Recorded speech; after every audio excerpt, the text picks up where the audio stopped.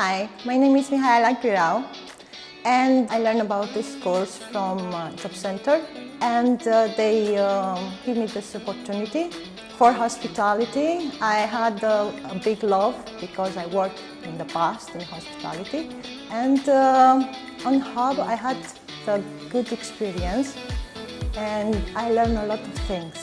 I discovered myself again. I try to learn more, be more confident. I started this course with hope I will find a new job, new friends, and it was okay because I find all of them. I learned about the health and safety, I learned about the hygiene in the kitchen, and I had a good experience with the teachers because they was very helpful with us.